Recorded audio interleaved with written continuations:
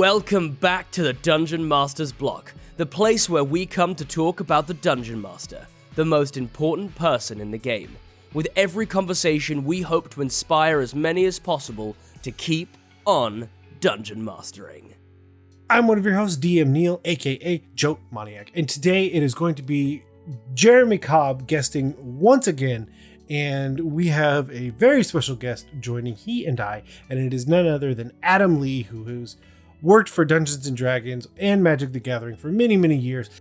He has set out on his own and is the co-founder of a place called Mysterious Alchemy, and you can hear a conversation about 3 DMs just hashing it out and trying to figure out more about the worlds they're playing in. But before that, if you're interested, I have finally dipped my toes into the professional DM world and posted a game on Start Playing. You can find a link in the show notes to that if that's something of interest. It is entitled Avast, campaign set in the Ghosts of Saltmarsh setting. So you get it, Avast, pirate talk, and a play on words. And if it fills up fast enough, you never know, I might make more. And if you have suggestions on games you think I should just absolutely be running, then you could always let me know on social media, email, wherever you can find me. But with that out of the way, let's head to the meat. I'm starving. We ain't had nothing but maggoty bread for 3 stinking days. Why can't we have some meat? Looks like meat's back on the menu, boys. Today on the meet, we have a returning guest. It's been way too long, and it just popped in my head. I sent a message, immediate response. So today we have Adam Lee, co-founder of Mysterious Alchemy and former creative lead and storyteller for Dungeons & Dragons and Magic the Gathering. Honestly, go to your shelf, pick a book. His name is probably in it. So Adam, thanks for coming back on. Yeah, it's great to be here. Thanks for having me.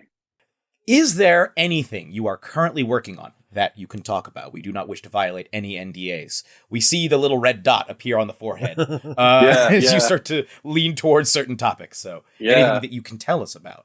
Yeah, let's see. I'm currently working on a book with Random House, the 10-speed press. And it's D&D related. That's about as far as I can say. Coming out sometime next year. Also just wrapped up working on a Magic the Gathering Oracle card. It's like a tarot card deck, and doing a booklet for them.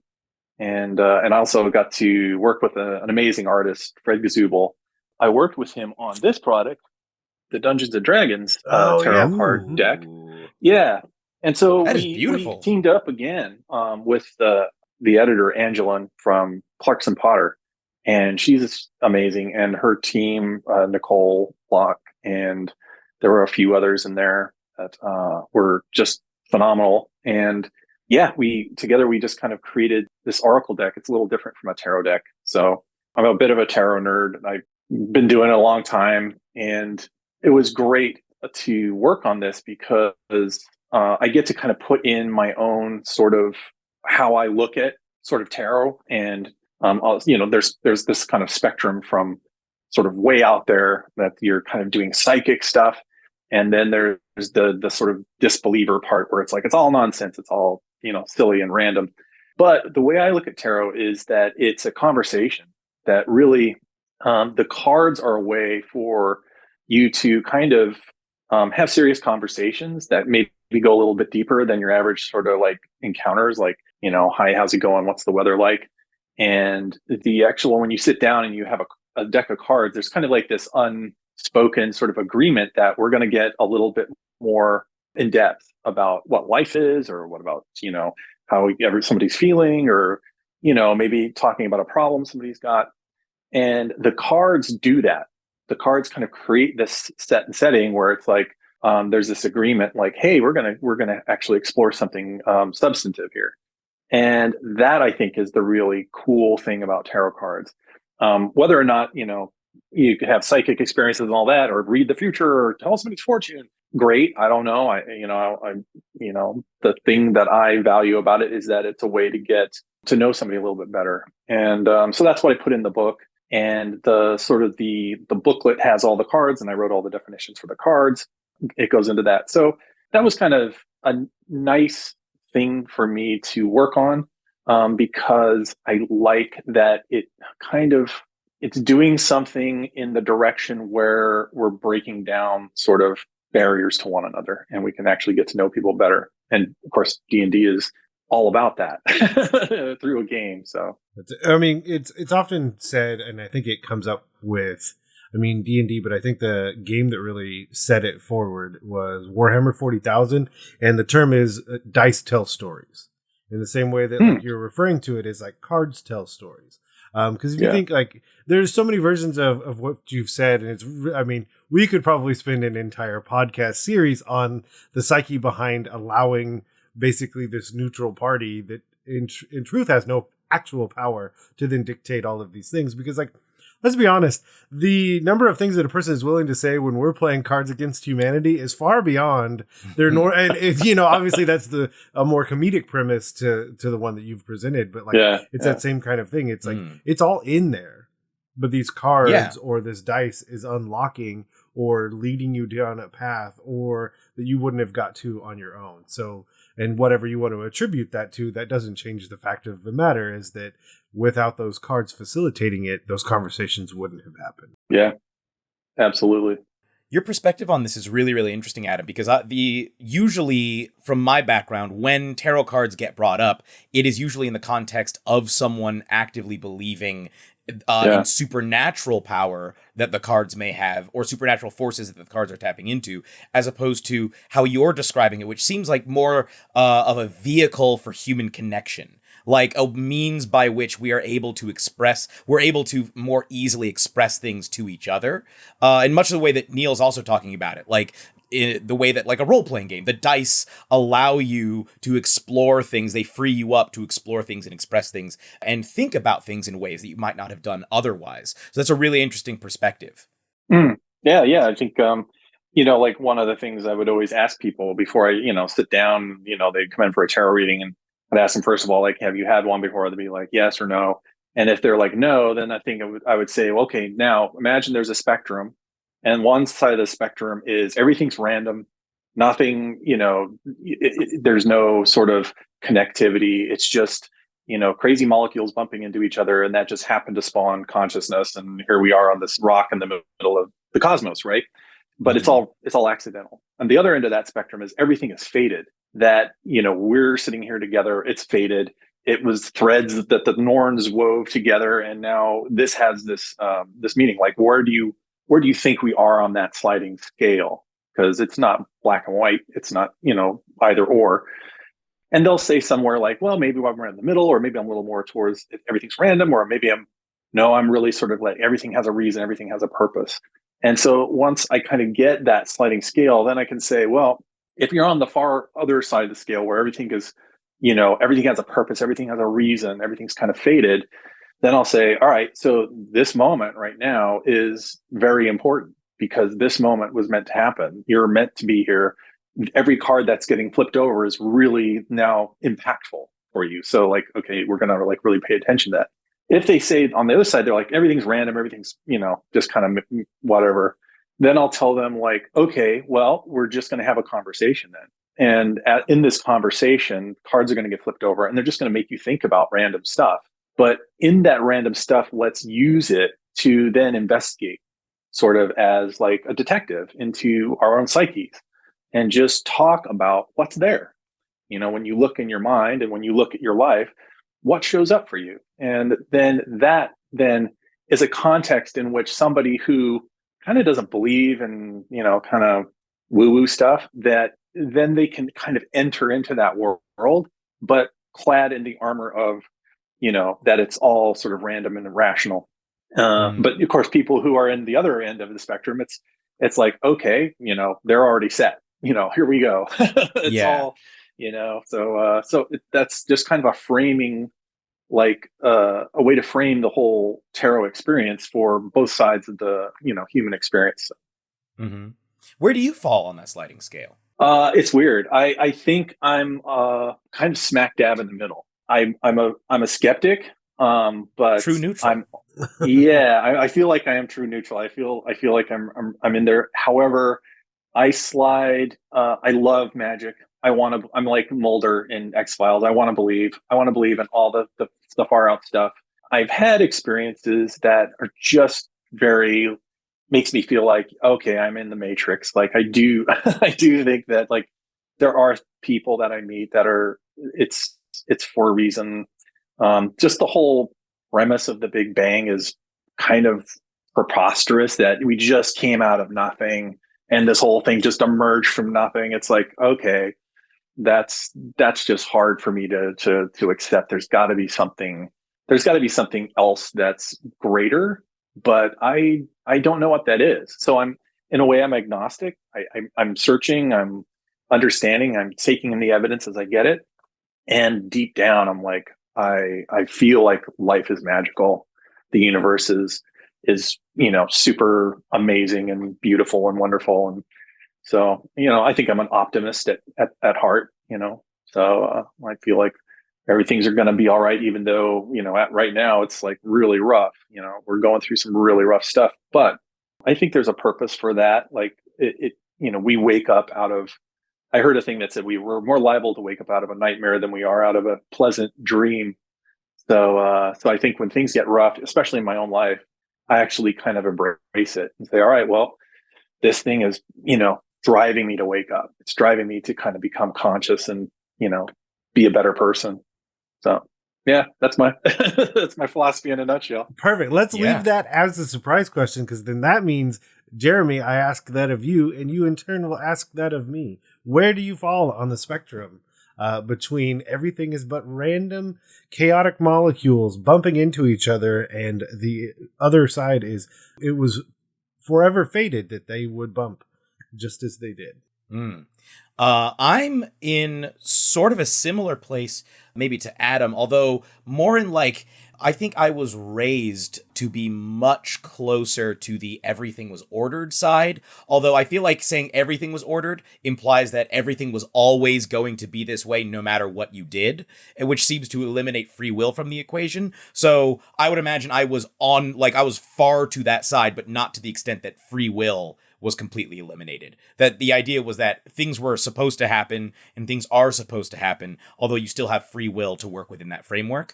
More recently, in the last couple of years, I've been sliding further to the random side, but I'm certainly not all the way to the random side. And I'm still very much like, man, I don't know. That's the side I'm on. I'm, man, I don't know. With that specific voice. I like you. That's the same voice I got. Yeah. I was like, oh, wow. What? Maybe it is fated. That's just, yeah, exactly. That's the entity far above us. Man, I don't know. But we serve the almighty shrug. That's right. Neal, where do you fall on that sliding scale? So I had not thought of this analogy in a while, because I have not had this conversation in some time. But I'm somewhat in the middle, and I use Legos as the analogy, in the sense that I think that the building blocks that we have been set out. But that doesn't dictate what a person would build with them, in the sense that I have a huge table of Legos with my kids, and I will just come up with ideas and have them go implement those ideas, or I'll talk to them. But essentially, all of the same Legos are always there on that table. What a person chooses to build with those is ultimately up to them, though. So that's kind of where I'm at. Those building blocks are set. Like, I mean, what we have is what we have, and what we make of it is really just rearranging those Legos. Like you said, if you have that moment where you say things, and we could play this analogy out, and I'm a big fan of doing that, probably too much. I think it's great. But the idea that, like, if everything broke apart and everything was in shambles, what you choose to build with it is up to you again. And I mean, I'm sure everyone on this call has just laid in a pile of Legos before and been like, I don't know. And used that same voice before, but it doesn't, absolutely. And it doesn't change the fact that, to keep playing it out, is it that you, Jeremy, say, hey, I have these that I'm not using, and I can speak into your life and give those Legos back and forth. So it is to say that, again, those building blocks, they're just there, but what a person chooses to do with it is their choice. Yeah, I love that. Well, this is one heck of an episode that I believe we were fated to have. But Hey!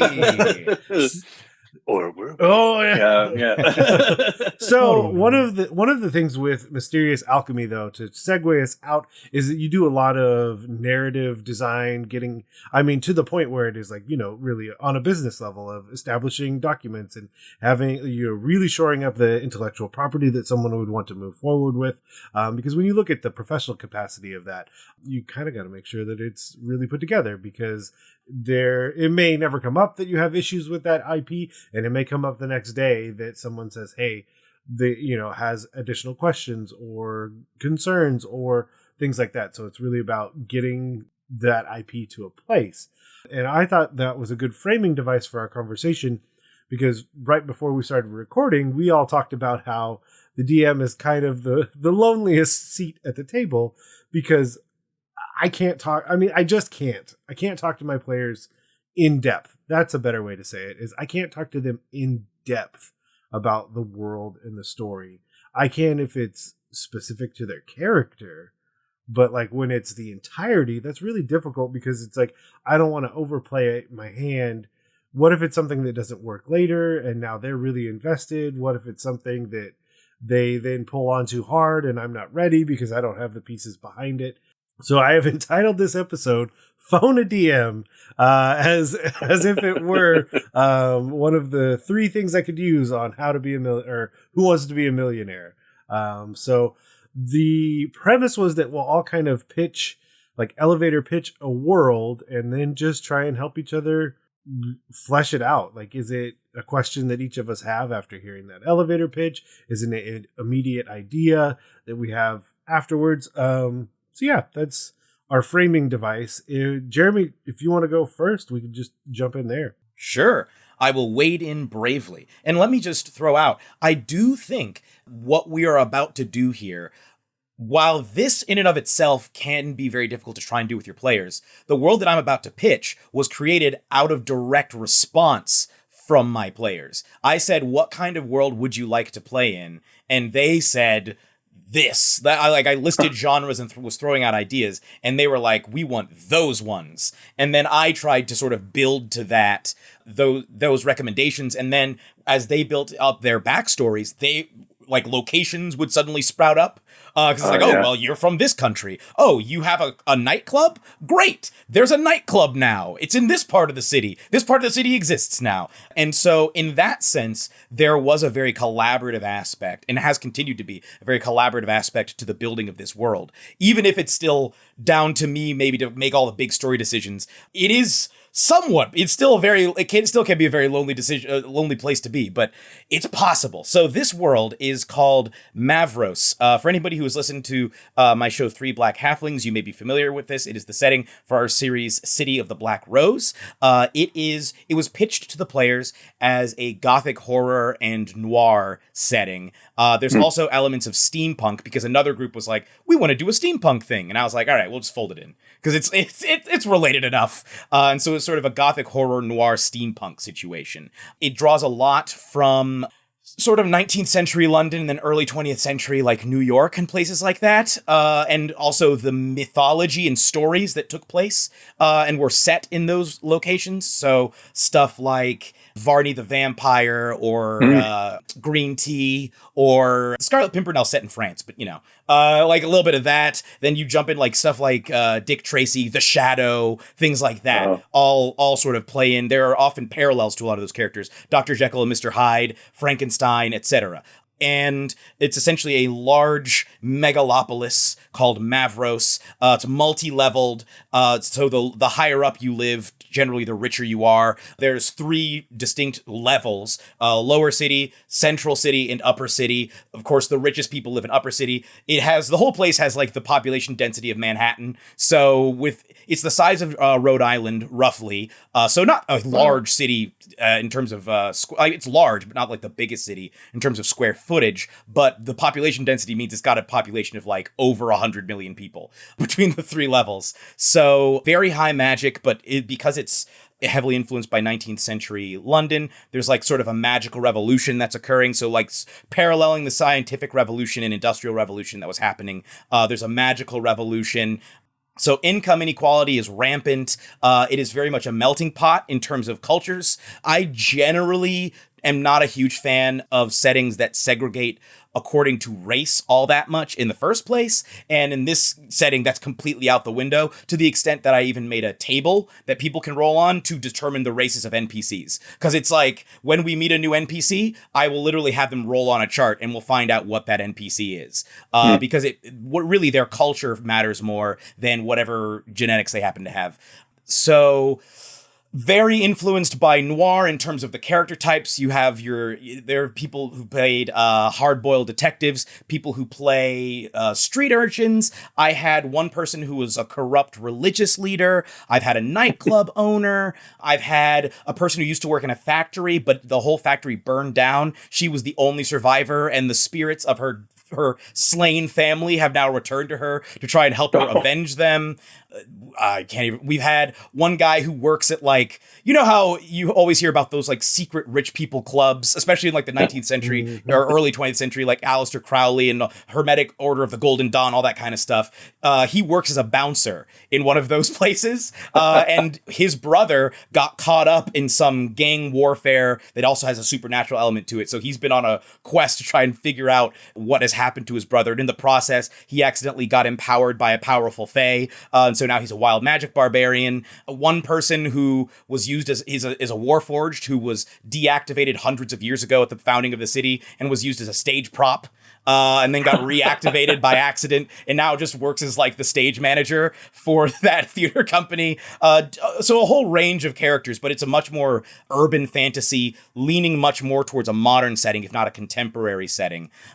Those are kinds of the vibes and some of the specifics. I can give more info if you want, but I'll open the floor now to suggestions, questions, comments, etc. That's awesome. Yeah. So fun. I mean, I'm trying to think of, I mean, I guess my first question is, what's the last thing that you've had happen where you didn't have an immediate answer?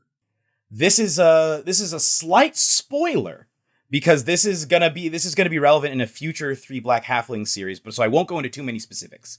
But essentially, we had a character who was the child of a prominent scientist, was kind of thrown out of the scientific establishment, have a really estranged relationship with their father. Their mother had perished when they were a child, and they had spent the last however many years essentially creating their mother, like recreating their mother in like god form. Like they built like an organic mechanical god.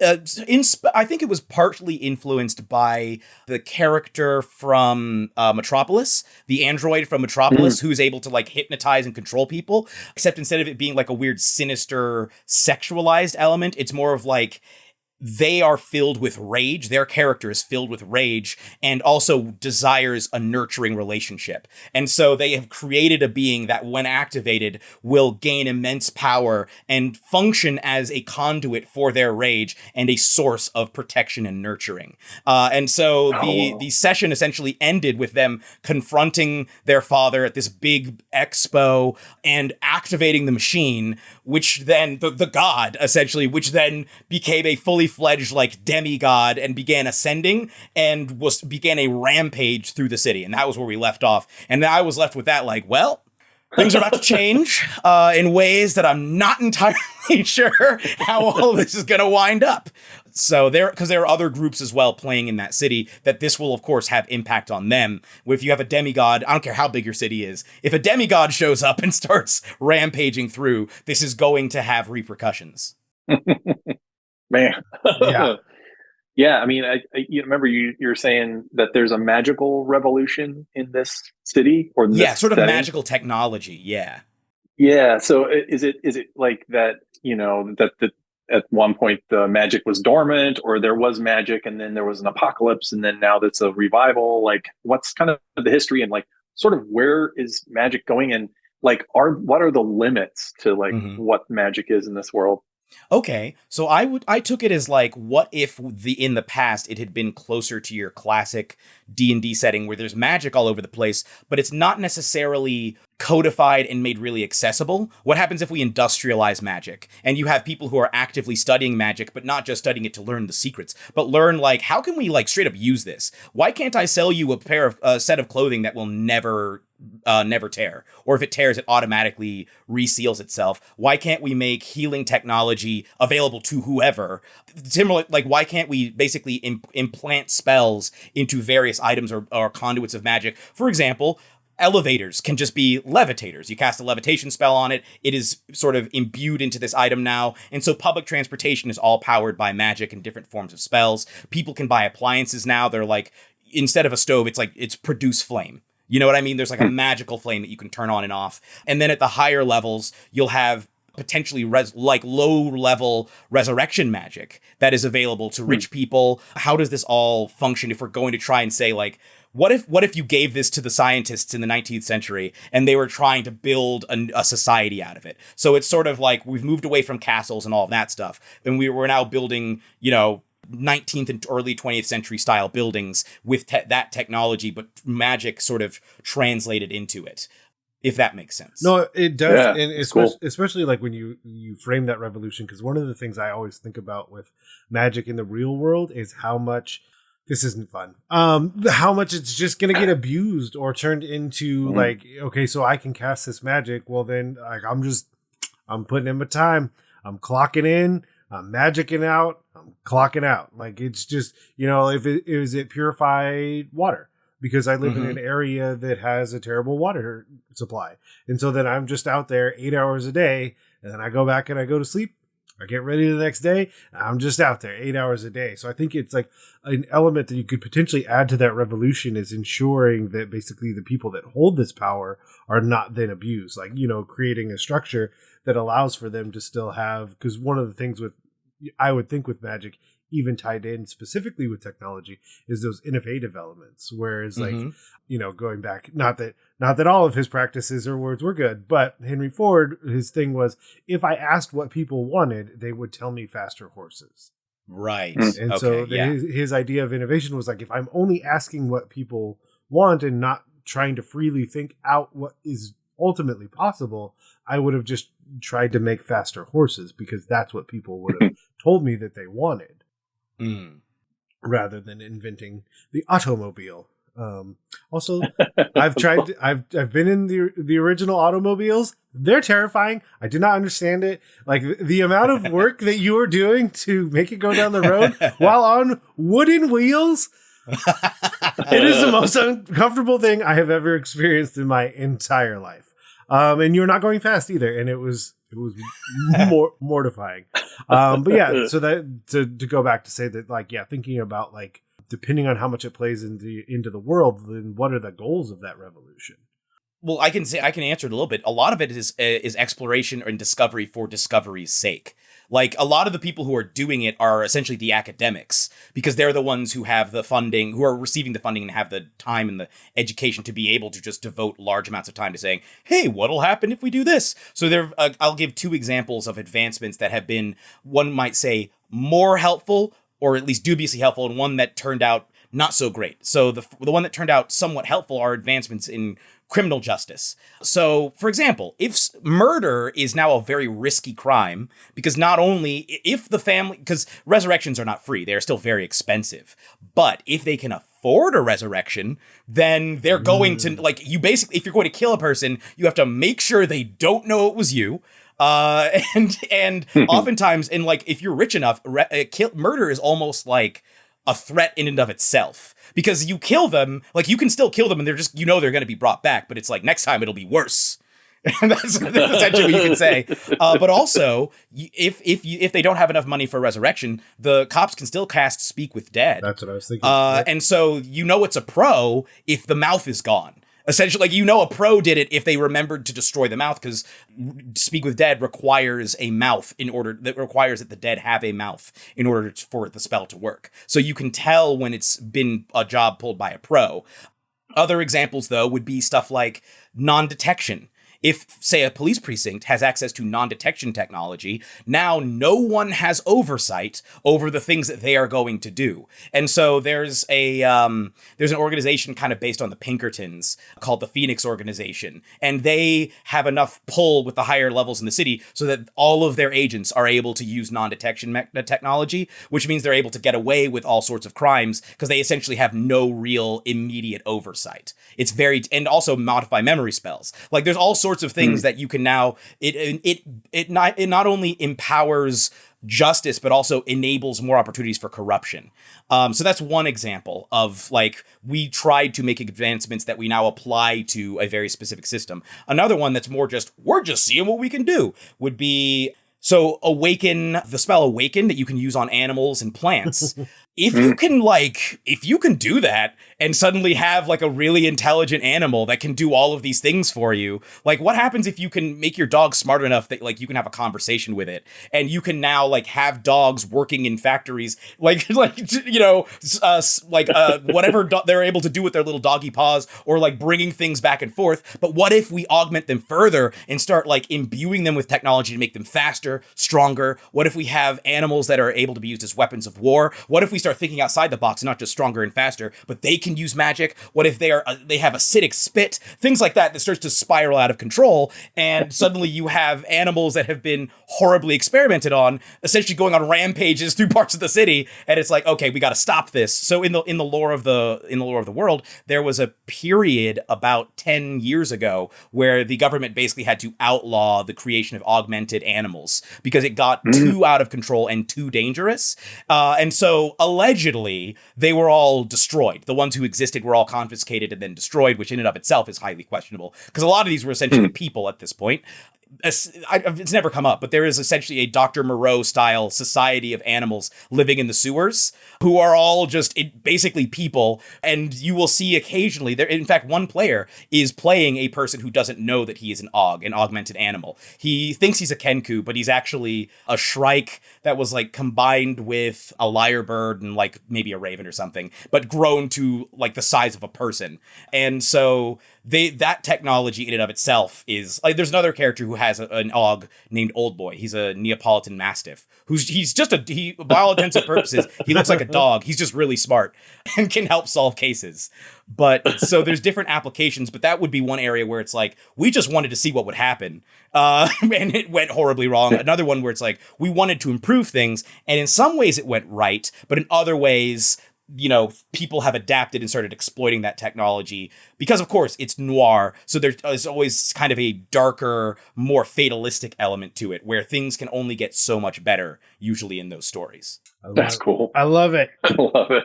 Thank you. Yeah, that's fun. So, Adam, so we'll pause there on Mavros, but Adam, is there a world that you want to share real quick? Oh, man. Yeah. It's weird because of the work we're doing, all the worlds that I've been working on are all the NDA worlds. Yeah, that's what I was thinking too. So, but I could just like whip one up on the fly here. I've always been interested in a world like Deadlands. I just love the Weird West, and I like the idea of like if you took the Western frontier, but then kind of mixed it in with like warlocks and necromancers and that kind of thing, and just kind of started from that premise. I don't know where that world goes, but yeah, I mean, I've got like 3 worlds that I've worked on that are super awesome, but of course, can't talk about them. But it's like it's the sad part of like it was funny when you were talking about how when you're a DM you feel kind of lonely. That's the case with the work. Be a DM under NDA. Oh gosh. Yeah, that's like, even worse.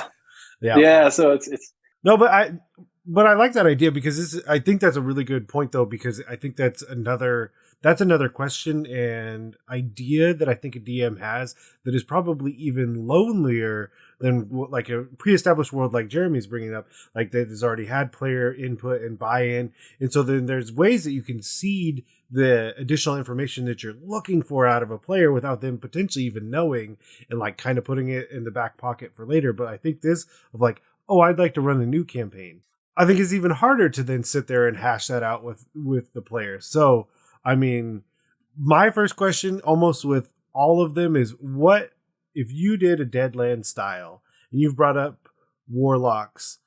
Like, what are patrons then? Yeah. And, I think it could be fun to throw in this idea of spiritualism. And at that turn of the century, when sort of, Europe is kind of emerging with like physics, and like Max Planck and Einstein are kind of coming out of that lineage. But there's this like experimentation with like static electricity, and they're trying to discover like what is electricity and what are the forces of nature. I think it'd be kind of fun if like warlocks break through to some kind of like Lovecraftian realm, but I'd kind of want to pull it away from Lovecraft and maybe get into more, what if you're channeling spirits, and the medium is sitting in a chair, and all of a sudden like an ectoplasm comes out, and it's this, this creature, and that becomes like, a patron. And, the spiritualist movement was kind of like in, Aleister Crowley and all that stuff you were mentioning. They were really trying to push into that realm. I think that kind of all came out of Darwinism, which was like, hey, it's all about just evolution. And we're kind of starting to toy with the idea that there isn't God per se, but maybe science or nature and this divine thing are all working kind of together. And it's sort of this amalgamation of the two. There was like a little bit of this sort of heretical movement away from traditional religion, and science was kind of the other force that was pushing against that. And people were really struggling with that back in that era. The idea that like science is really powerful and they're making all these statements, but religion has been our tradition. It's like, how do these things merge together? And I think there's some, the West kind of symbolizes this, and even to some, I think the West symbolized that it's like this frontier, this unknown frontier.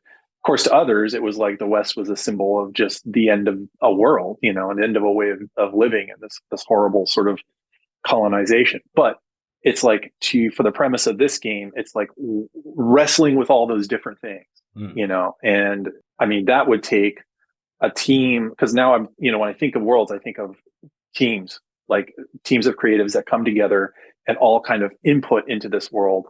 How would we build this? What's the right way to build it? What's the interesting way to build it? What's the fun way to build it? But, dealing with that, like the people that already exist there. And is it parallel alternate Earth, or is it sort of its own world out in there, and it doesn't have anything to do with Earth? Maybe it's just kind of using those things. I don't know. Like, I don't know if it's like you have Arizona, the territories of that area, and it's just this weird alternate planet Earth, or you go completely different, but it's analogous to kind of Earth's experience. I don't know. There's, I think there's something interesting in there, but I think there's also, if, you're going to do that, you'd have to do it very carefully, because, there's a lot of sensitive issues that are going on with that time and space. And, but, those are challenges to be sort of dealt with.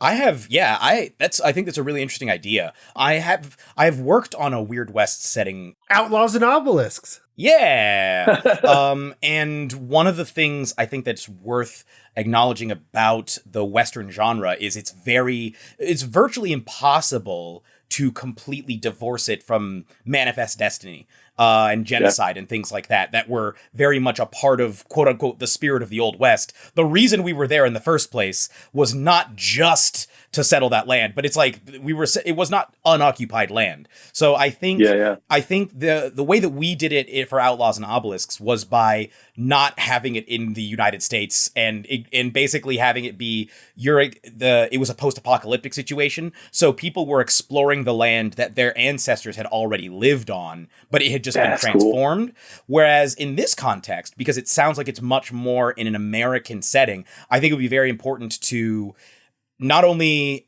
acknowledge those elements, but I would say subvert them in some way and create opportunities for narratives that would go against what actually happened in real life, rather than in terms of what happened to Native Americans and Black people and the Chinese and so forth during that era.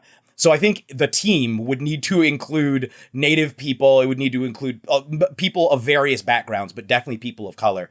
But I think the spiritualist aspect is really interesting because what you're describing, and that more like interconnected, like it's not just a God who oversees everything, but God is in the workings of nature, I think has strong parallels in a lot of the religions of the people who were being mistreated during that period. And so I think that actually creates a great opportunity to give voice to a lot of cultures that are and groups of people that are very much overlooked during that period. It doesn't need to be exclusively that. You can still just be like, hey, here's a town, an outlaw rides in and the sheriff has to fight him.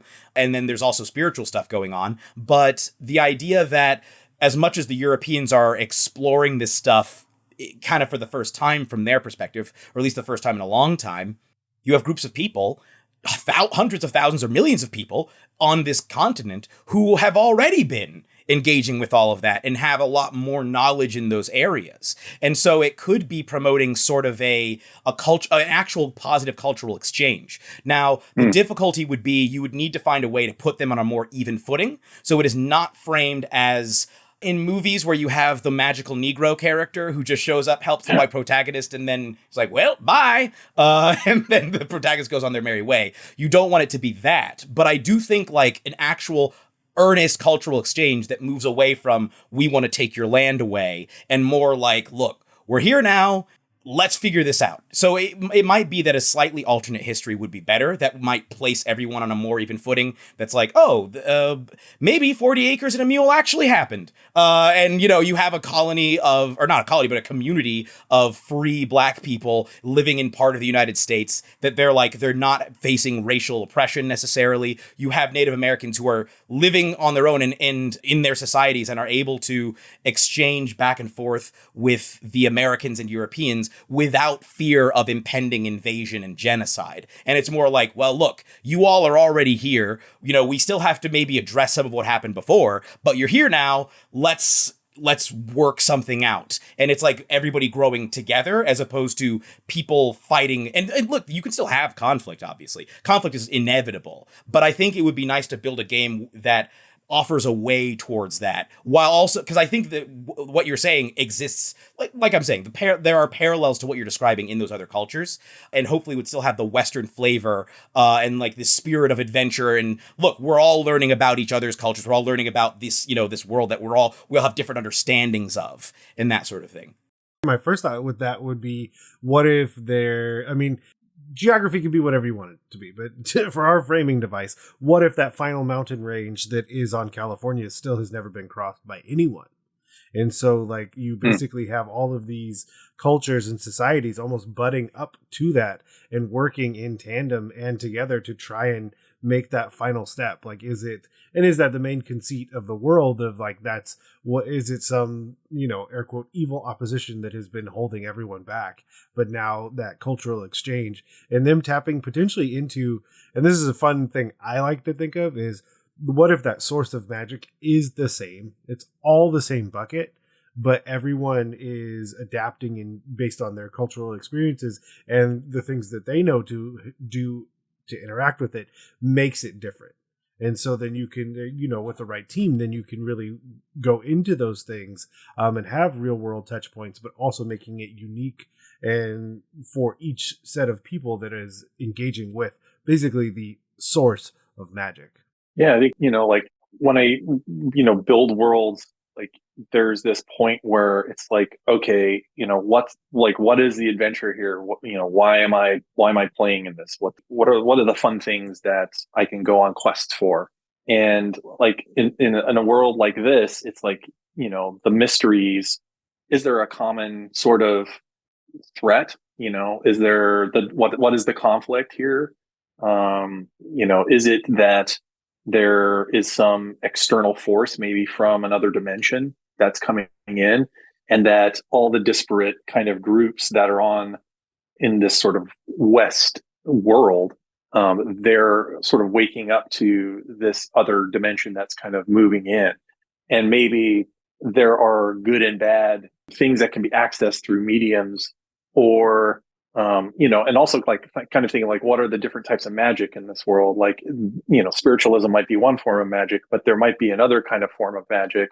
Like maybe it's like very early electricity, these kind of basement, experimenters, or not Abraham, Benjamin Franklin types, where they've got the kite out in the storm and they're kind of checking things out, and then, if you have, there are, different groups on the land that have their own unique way, and they have their own sort of like understandings of the forces that are going on here. And you kind of, either if it got, you all have player characters that are from different groups, and then you can kind of combine your uses of magic. One might have druidic magic, one might have sort of wizard magic, one might have, sort of a ranger or barbarian magic. I don't know, like the classes would be completely different if maybe it's a classless game. You don't have classes here. You just make your character the way you want to make your character. But I think exploring different forms of magic, what are the gods? Are there gods? Maybe it's just powerful ancient spirits that are sort of anything that can get to God level. But it's weird. There's some kind of, sometimes, be building world for a game. And at some point I'm like, this world actually, it feels more interesting as a television series than as a game. And I don't know if you either of you have had that experience as you're building something where you get to a point and you're like, this is more, I just kind of want to tell a story with this world instead of actually it's a place where people can play. I don't know. I can see what you're saying there. I think I can see it being a really fun world to play in, but I think it would just like what you're talking about, the different cooperation between different forms of magic and different understanding. I feel like even that as a premise, a lot of people would want to explore a world like that and find that really interesting.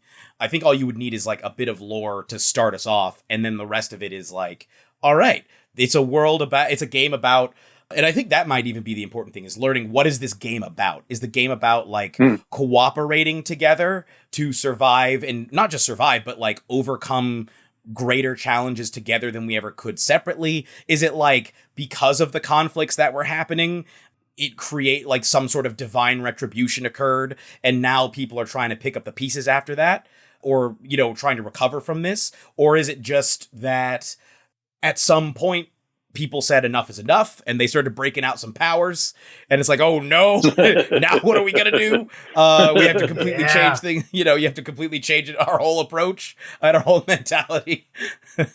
I kind of like the feeling of a little bit of like, there are these forces that are being discovered, and science could even be kind of seen as like they're the dwarves that are digging too deep. They're pushing into this through the fabric of reality, and as they're doing so, they might be encountering things that they shouldn't be, and maybe it kind of starts to take it into, people can be raised from the dead. You have sort of these like zombie gunslingers, and that maybe there are other things that are, being unleashed, forces of nature that were dormant and now are alive again, and that are kind of freaky. So there could be this sense of, we've got to like be a little more cognizant in this world about what we're doing. And then the heroes are sort of, all kind of dealing with it from their own particular perspective and from their own particular culture. And you have different ways that the different cultures deal with it. Like some culture might be like, we've just developed all these artificer weapons, like sticks, guns, and shooters and rifles. And another culture might be like, hey, we've learned how to, become geomancers, and we can use the earth, and we understand the earth to a really advanced degree. Others might be like, we have watched the stars for centuries, and now we can, contact entities, or we can use the power of these stars for, purposes, ways to, channel magic and things like that. So when you put your band of adventurers together, you have this really sort of eclectic, diverse group that can solve problems in different ways. And then I think as you're writing adventures for that, then it's like, okay, this adventure, the six gun shooter will still have their place to do stuff, but this one's really going to highlight the one that can actually read the star charts. maybe this, like that kind of a deal. And I also like that there are those within those cultures who have kind of been tainted and have gone over to the other side and are like, oh no, like all this weird crazy stuff, we're on board now. We want to be undead. We want to live forever. And you've got your kind of lich lord, whatever, like Carnegie or something becomes a lich lord, or Edison. Imagine if Thomas Edison becomes a lich lord, and like, I'm going to use electricity. What do you mean? Imagine? No, yeah, but like the robber barons and people like that honestly makes a lot of the Gilded Age. That they're very lich-like. Like I'm going to essentially sacrifice all of these souls in order to empower myself to greater levels, previously or levels of wealth and power that have been unseen for centuries. That sort of thing. Yeah, that makes a lot of sense. And I also think of like star magic, the idea that like if you could create a constellation that fits the goal that you're trying to make, and then the power of the spell related to how strong those stars are in the sky, so then it's like better at different times. But if I make my own, I was like, oh no, get out, bail, Neal, bail. Okay, so I have what could easily be like a third version of this. So I have the world that both of my home games where it's with my kids, as well as my normal home table. It's also a world called Deimbe, which is actually just saying DMB, the initials for the podcast, in a weird way. That's great. So it was kind of collectively created on our forums. And I eventually had Devin Rue do a map. Oh, yeah. And so it was the first digital map she did. So she went way deep because she was learning the technology. And I said, yeah, whatever extra time you need to take. And so she actually added a lot of names to things that weren't previously named. So a lot of my inspiration comes from like, oh wow, what's this? Like me almost like experiencing the world myself because someone else named several pieces of it. So we will see how technology allows for this, but I will see if I can share my screen. And then that way we're basically going to look at a part of the map together to say, oh, okay, so what are some things we could see here? Do you guys see the map? Oh yeah. Okay, so the Painted Forest. Right on. So the Painted Forest is where my daughter's elven ranger comes from. And she came up with the idea that she's like from the Star Song clan. There are only 25 of them at any time. And I was like, that's super weird. I don't know what that means, but I accept it openly. And then Autumnbrook is the kind of the non-elven town that's in that area that's been established, but there's like a connection back and forth. So now that said, I have no idea what this lake called the Mirror is. I don't know what it could be. Like, it's just a giant lake called the Mirror next to the Painted Forest in Autumnbrook, as well as a place called Josh Stead, which I think is really funny because it just seems like a guy named Josh Stead there. But yeah, so I guess like my question would be like, what is like when you look at this and dear listener, I'll cut this and I'll make a snapshot of it and have a link in the show notes. But like, what is the Mirror? My instinct is to ask, okay, how are we with like parallel dimensions and that sort of thing? Or alternate realities? We're game because in my home game, I have one character who like intentionally came here from the Eberron setting, like knowingly left there to be here to like avoid their own issues. And I have a second character who just recently showed up who is a Warforged that had been repurposed, and their name is Jukebox because that was their job. They had been like some timey-wiminess. They've been here a lot longer than the other character.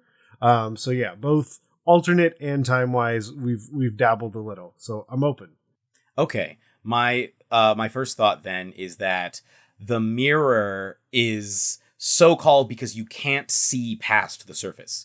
You look at the surface of this and all you see is yourself and what is above you, but maybe it's slightly off. Like the version of you that is looking up at you is ever so slightly different, and you'd only know if you stare long enough. Sometimes maybe if it's at night, people have noticed that the stars don't match 100%. Sometimes maybe it starts getting light there slightly before, not like by hours and hours, but like a couple of minutes here or there. And if a person jumps in, oftentimes when they come out, they're never quite the same. And my thinking is that that it is actually a look into a slightly different parallel version of our world. And so when you look into the mirror, the other version of you is also looking into the mirror. And if you jump in, you're jumping into another world, and the person who comes out is actually the other you. And everything is ever so slightly different. Maybe some things are very different,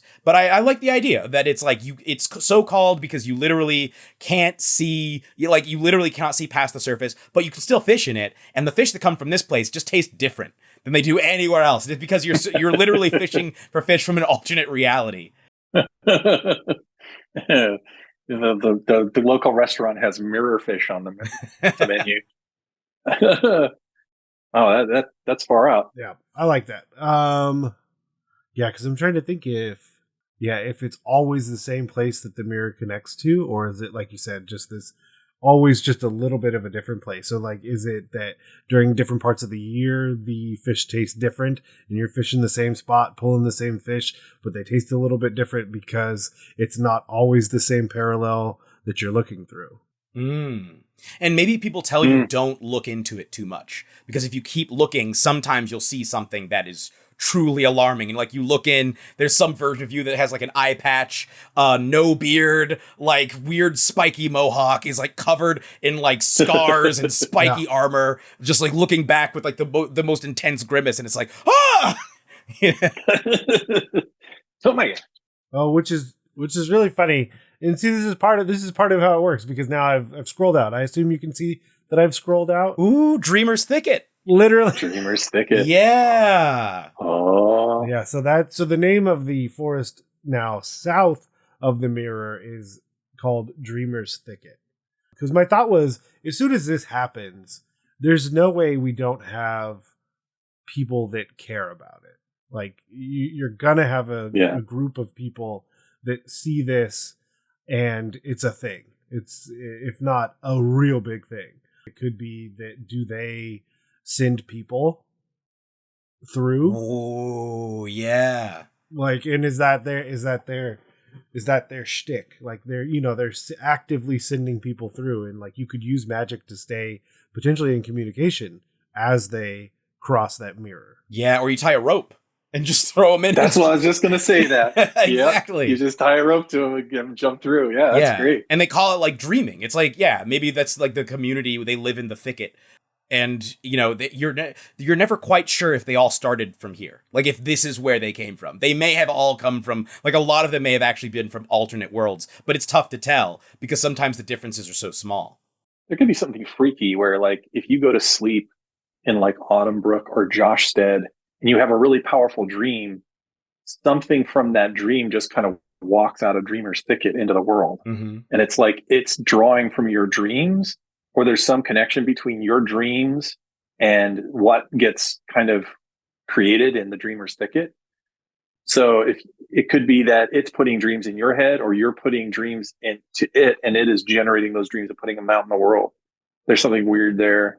Yeah. And I like the idea of things coming out of either one of them, coming out of the mirror or coming out of Dreamer's Thicket, and not having a real explanation why. And then, Jeremy, you hit on it, the idea that the Dreamer's Thicket is, what if that's the crux of this society, is these people that all feel like, it's closed, but this isn't my home. So then are we all kind of banding together to figure out, how do we get back to our true home, or how do we even just better understand what's happening here?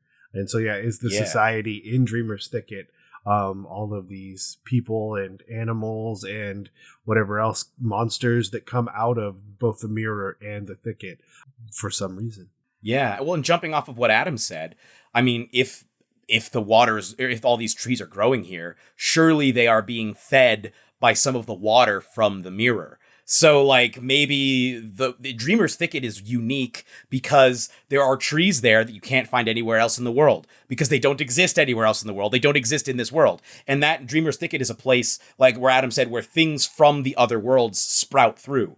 And maybe, like, dreaming is, especially when it's happening in the vicinity of the mirror, it's like you're looking into another reality. And when you dream hard enough, when it's like an intense enough dream, sometimes you can accidentally bring things through. Like I find that idea really interesting. Could be you could go and to like it makes me think of when I first saw the mirror, I had like some ideas, but then when I see the two together, it makes me think of like when Yoda is talking to Luke and he's saying like, you're going to see Vader and you've got to deal with it. Like it could be this thing where you have to go into Dreamer's Thicket. Like you go to the mirror to look and you see sort of reflection of what your quest is, like what you need to do. And you could then go into the Dreamer's Thicket to go on that quest.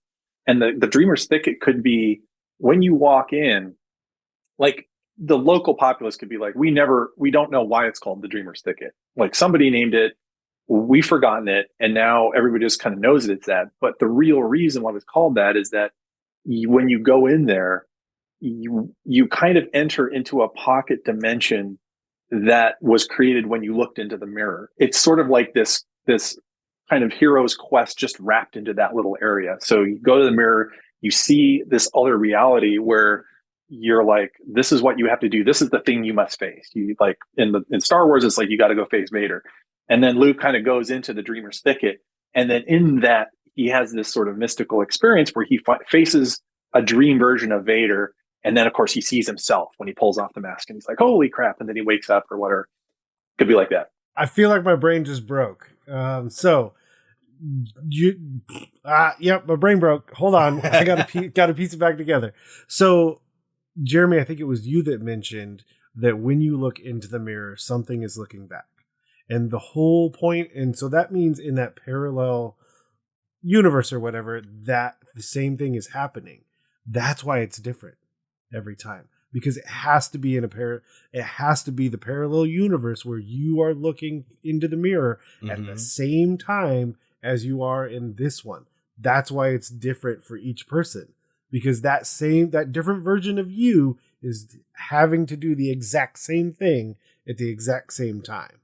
Yeah. And so then like each person could fish different fish, because then that means that there's an alternate version of them fishing in the mirror at the same time. And then that really speaks more to that hero's quest, is that there are two versions, at minimum, but for the sake of the conversation, two versions of your character basically being in the same part of the world at the same time. And then that making that connection between the two is because things are so close. And so then is that what they're focusing on? Is that, okay, so this person has a deeper connection. Are they more magically attuned to this process because their person is so close to them in the world, in that other world? And so is that connection stronger because basically they're just hanging out in the same spot? Yeah, it could be that like the person on the other side of the mirror, if it is a version of you, let's just say for laughs that you're kind of quantumly entangled with all those versions of you. And maybe the version of you that comes to the other side of the mirror might have a secret for you, might have a quest for you, might have a thing of like, hey, I know I've been dreaming on my side of the veil, and I know that I've got to give you this bit of information. It's sort of like the thing of like, if you could go back 5 years and tell yourself one thing, what would it be? And you would impart some, with, of course, for the purpose of the game, you're wanting to impart some kind of fun quest. Like you must go to get the needle that, the magic, spear that is on the mountaintop, guarded by the dragon. It could be something fun like that, or it could be something cryptic, like, you must travel to the stone circle and be there at the full moon, like, well, who knows? Then something weird will happen. Then that, it could be like, well, or go into the Dreamer's Thicket and then you'll understand or something. And it's like, okay. And then the quest, the journey begins, whatever that could be. But it could be like that this other version of yourself is trying to help you, or it could be that the other version of yourself is trying to knock you off base. It could be a kind of a trickster spirit that you see. Well, I think about the person that is from a place that better understands the process. So they could be spending more time here trying to connect to more versions of themselves. And then is it for positive or negative? Jet Li's the one. No, I'm just. They just yank you in, and they're trying to get stronger by offing off all the other versions of themselves. Yeah.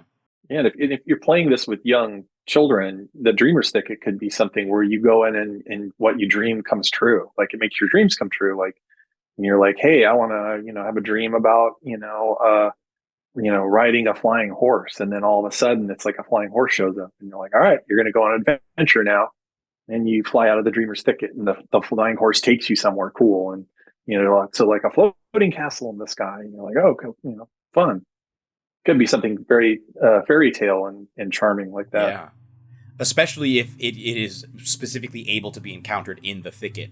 Like, I like the idea of the thicket being multiple things at once. Like, that is where a community of people live who are maybe trying to figure out, like, what is my connection to the mirror? What is the mirror? Let's plumb the secrets of it. They can still do expeditions, but also the idea that the mirror absolutely can be used as like a quest giving opportunity. Like, you look into it, maybe the other version of you says something, maybe, or there's some indication, or maybe like the world that you look into sometimes will begin to sprout through in the thicket. So you go in and you can encounter things from that other world.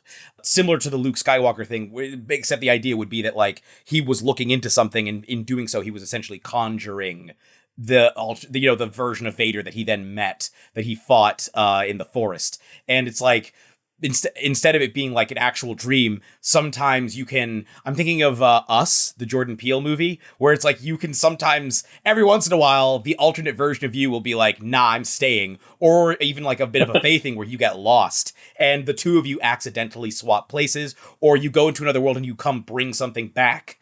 Like you bring back the head of an alternate version of someone from over there, which means that their equivalent of you wants to come to our world and now get your friend's head because you killed their friend over there. Like I think there's different cool ways to approach this. I love that idea. Like there is a group of people in here and they are trying to figure this thing out.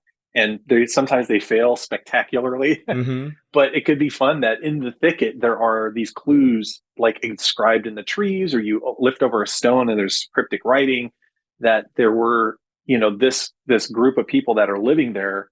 They're almost like scientists or scholars in a way, or like experiment. They're trying to figure out this great mystery.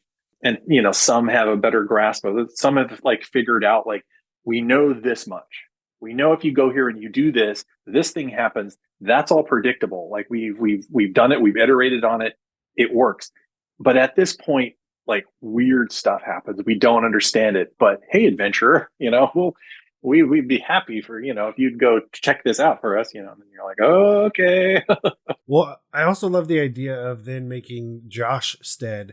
There's something about it that just speaks to me that like they came from a different place. And maybe it's much more similar to our world, and their name was Josh, which, yeah, obviously for a fantasy world, that's a weird name.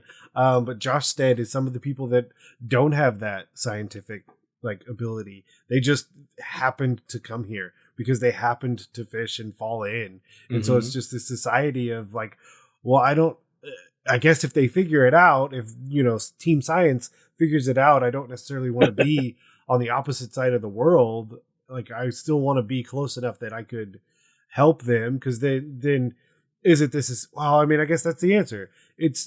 They could be forming the other side of society that was required. Like, they're farming, they have homes, they have built basically an infrastructure for science to continue to happen, and they take on the role of those sorts of things. It makes me think of Sword Art Online, where the guy's like, well, I can't go be fighting in that dungeon, but I'll be fishing. I'll be right here fishing for you. And when you need them fish, you just come on down and I got you. So maybe that's what Josh Stead is. Yeah. Yeah. It could be that Josh, like, it doesn't affect him. Like Josh looks in the mirror and he's just like, oh, I'll just look and see myself. Josh is the same in every reality. Yeah, that's right. Yeah. It just doesn't matter. It's like, he's just kind of like, in some ways he's a very simple being, but in other ways he's a very like super powerful being. Like and he's just like, all I know is every time I throw cast my line, I catch a big fish, and that was enough for me to found Josh Stead and build my farm here. Yeah. So I wonder, I mean, it could be that one of the players has like a really deep attachment to all of this. And it could be that they want to do a pilgrimage back to the mirror as part of whatever, cultural and societal norms they have from it. And I would 100%, and we're getting long on time, so this is the one I'll leave it with. I would 100% have a PC look in and see nothing. Ooh. Yeah. No one's looking back at them. Yeah. Dun, dun, dun. Ah, perfect. So, I love it. So the most important question, though, on that final note is, Adam, where can people go to see all of the awesome things you're doing and when you can eventually talk about them? Next year I'll be able to talk about some of them. Some probably not for another 3 or 4 years. But you can go to I have a Twitter handle is @AdamOfAdventure, and also have mysteriousalichemy.com if you just want to. We're always building the website. We'll probably put on some fun stuff, in the near future once we get kind of like our heads above water here, because we're just in the sort of early stages of growing the business and working on a bunch of different stuff. So yeah, we've moved from we still do a lot of TTRPG work, but we now have moved into video games, and now the NDA times are longer. So they're like, yeah, this isn't going to come out for 3 or 4 years. And we're like, that's kind of terrible, but but at the same time, it's a different medium, very similar. Like most video games, if not all of the RPG video games, are all based on D&D. So that those skills kind of translate over somewhat. There are kind of new frontiers like narrative design where you're writing, on like Unreal Engine or the other one, I forget, Unity. Yeah, so. There's that kind of stuff, but we're still pretty much just doing IP development, making worlds, characters, locations, cool stuff, and we're also kind of like story and script doctors. We'll read people's worlds. They'll be like, hey, what do you think of this? Like, give us feedback, and so we'll consult in that way. But yeah, check out. I kind of a lurker on Twitter. I just kind of watch all the cool things. I check out all of Neal's awesome little dungeons that you draw up. Yes. Yeah. Those are super sweet. Thank you. Yeah, I love them. They're just great ideas. But yeah, and then just the website. And probably when like the book and the tarot set start coming out, then I'll probably tweet a little bit more on that. And just kind of, I've been actually thinking of doing just some like videos or podcast stuff about just tarot card reading, and then probably we'll also eventually wind up talking about world building and just sort of these are sort of my tips and tricks and best practices and things like that. So we'll see. Generally, I just like to observe from a distance. It is more fun that way. Yeah. Yeah. Direct engagement is a positive and negative thing at every moment. Wow. Yep. Yeah. I'll say something nice and fun, and then somebody like, "Oh, you jerk!" And I'm like, "What? I just said like trees are nice. Yeah. How dare you like trees?" Yeah. Well, why didn't you talk about these trees over here? And actually, these trees are invasive, and it's bad that they're here. Oh my goodness. I hate trees. How could you? I don't know what's happening. I'm completely neutral on trees. Nope, that's not okay either. Yeah, you gotta be this. You love these are the like, oh god. Yep. So yeah. Well, perfect. I enjoyed it. I think we all got a lot out of it, and hopefully you did too, dear listener. But Adam, we will definitely have you back on. I'd love to be back on. This has been totally fun. I love the way you guys think. It is so great to just hear the ideas, and I think anytime. I totally enjoyed this. We just want to thank Adam again for coming on, sharing some insights with us about tarot, and of course about his world that he came up with, sharing his insights on the worlds that Jeremy and I presented. And I have little to no doubt that we will absolutely have Adam back on the show. If you want to tell us about the world that you're playing in and hopefully get some of our feedback, you can email us at dungeonmasterblock@gmail.com. Of course, you can hit us up on any of the social media platforms that we're on. We're on Twitter, aka X, at DMS_block. You can go to Facebook. We're there. We're on Instagram. We're on Threads. technically we're on Blue Sky, but I haven't quite figured that out, and there's not really many people there, and it's really hard to find them, but we're there. And if you follow us, maybe we'll post things. Who knows?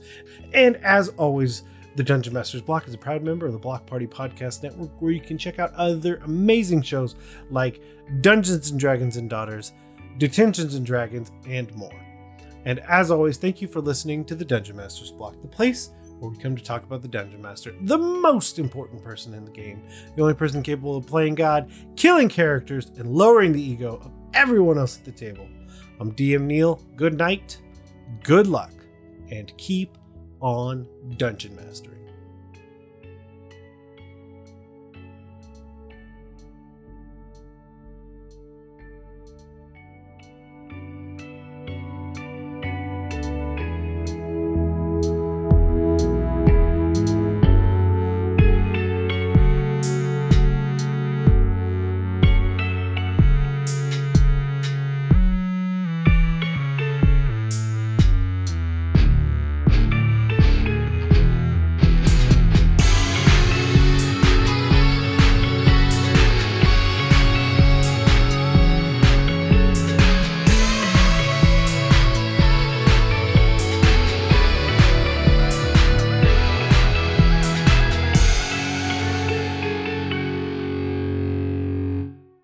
Goodbye.